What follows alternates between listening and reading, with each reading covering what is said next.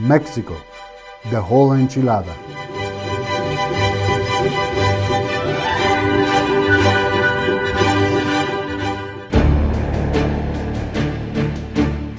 The Jewish presence in Mexico dates back to the early 16th century during the period known as the colony, following the Edict of Expulsion proclaimed by the Spanish Queen Isabella of Castile.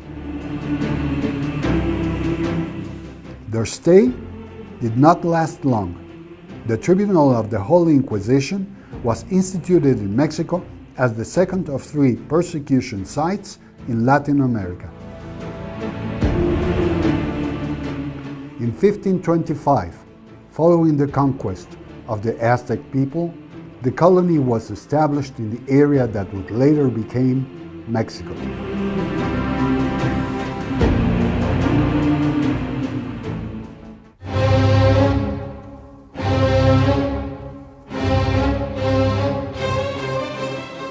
Until 1810, the year of the Mexican Independence Proclamation, there was hardly a Jewish presence in Mexico, but the Jew, as part of a group, does not reach Mexico until the late 19th century.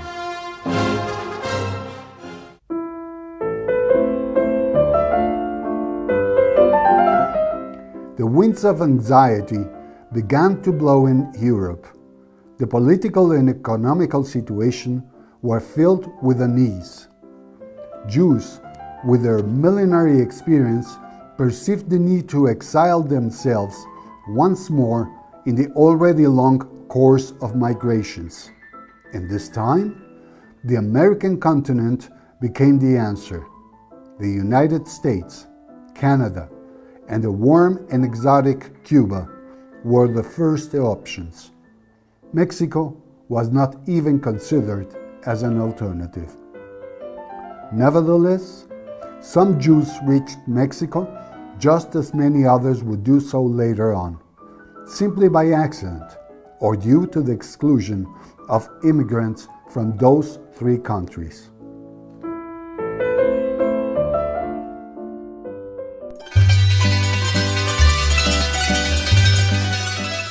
The beginning of the 20th century did not only harbor modernity, it also brought convulsions in many areas of the planet. Thus, Jews from Syria, Lebanon, Iraq, Egypt, Morocco, Turkey, and Greece, among other exotic places, started to view Mexico as a destination filled with opportunities, instead of just a port of call in their wandering.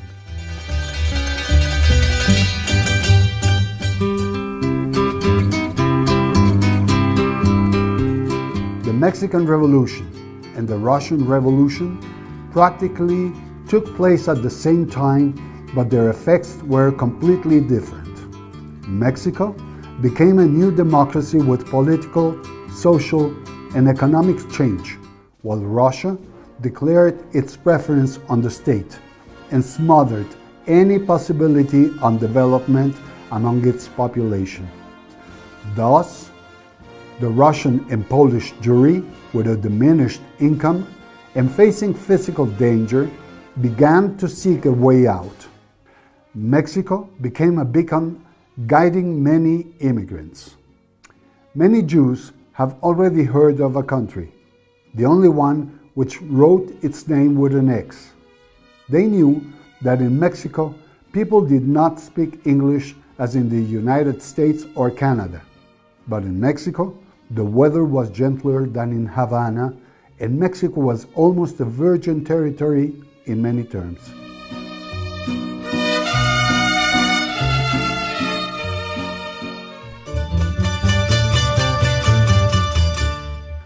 Perhaps this was what most attracted these immigrations: to start from scratch, in a new continent, with a new language and new customs, but with a strengthened will, a new desire to progress, and a permanent vision to transcend as individuals, as families, as a community, and as a nation.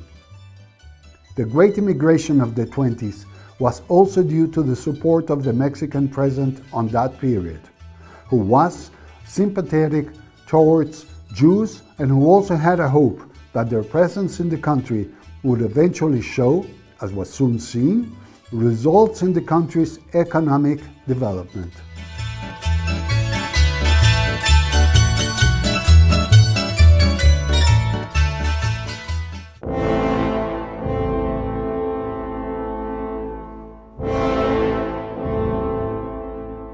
The rise to power of Hitler also had some influence over Mexico, although to a lesser degree. The Mexican model to Hitler's brown shirts was the golden shirts. This group vandalized Jewish homes and business, harassed Jews verbally, and organized public demonstrations blatantly showing their anti-Semitism during a period when this was an accepted fashion. But none of these regretful acts generated enough anxiety among the Jews, individually or as a group, to start a new exodus. We, as always, overcame the difficulties.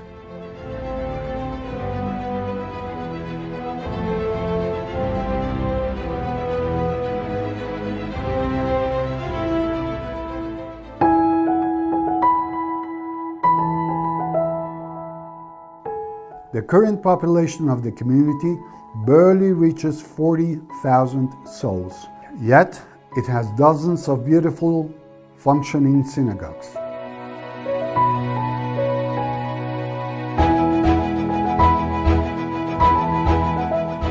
Several Beit Midrash and groups providing non-formal studies of Judaism following different currents such as conservative, Orthodox, and modern Orthodox.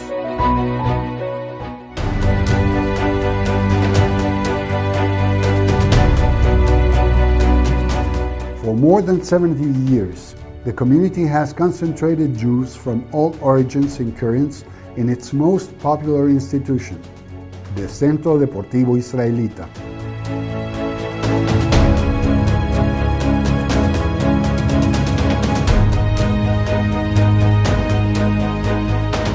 Every day, this sports club welcomes thousands of children, youngsters and adults who use its facilities for all kinds of sports, cultural, social, and entertainment activities within a safe, functional, and highly organized environment. This sports center hosts every year the Festival Aviv, a dance event that assembles youngsters from every sector of the community, regardless of where they reside, their religious affiliation, or social sector. Its success has reached beyond Mexico. Dance groups from the United States, Venezuela, Argentina, and Israel have also participated in this festival, among others.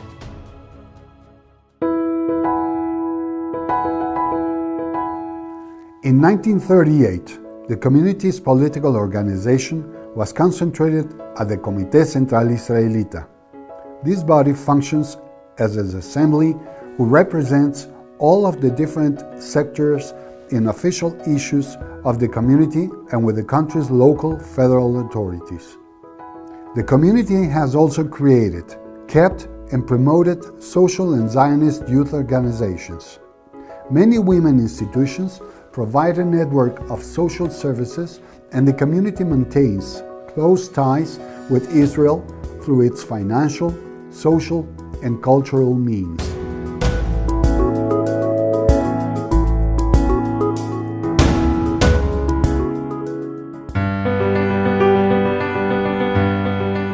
This is a bird's-eye view of the work of the Jewish community of Mexico.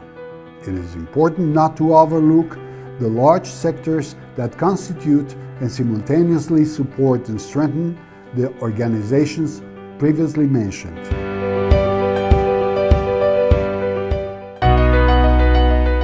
Bethel community, conservative, mainly formed by members of Ashkenazic origin. Bet Israel community, conservative, mainly formed by members of Ashkenazic and American origin.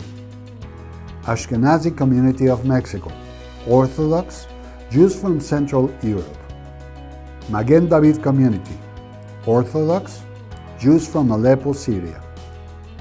Monte Sinai community, Orthodox, Jews from Damascus, Syria. And the Sephardic community, Orthodox, Jews mainly from Spain, Greece, Italy, and Turkey.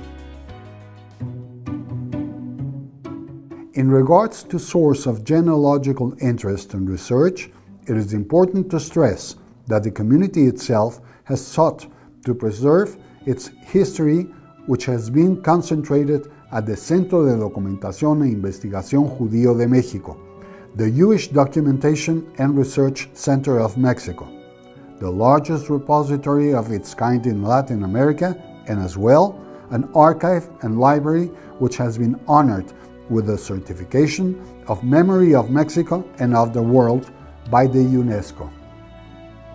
The Archivo General de la Nación, housed within what used to be the largest jailhouse in Mexico City, is also a good way to delve into the origins of the community. This archive is the Mexican version of the Library of the Congress in Washington, and although not easy to access, the wealth of its historical annals is the most important governmental resource in this subject. The Library of Mexico National University, together with its newspaper archive, located in the south of Mexico City, are also wonderful facilities to do genealogical research.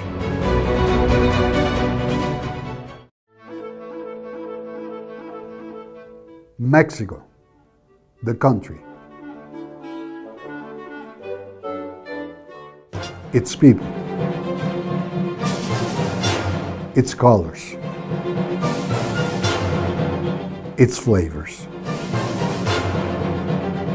It is not only an ex-country, but it is the country that writes her name with an X, where tens of thousands of Jews have developed social, cultural, political, and economical strings that attach them to a land that has as many colors as its sarapes, that sounds as strong as its mariachi's trumpets, that smells as good as his spicy food, and that opens its wide arms to express, mi casa es tu casa. Mexico, the whole enchilada.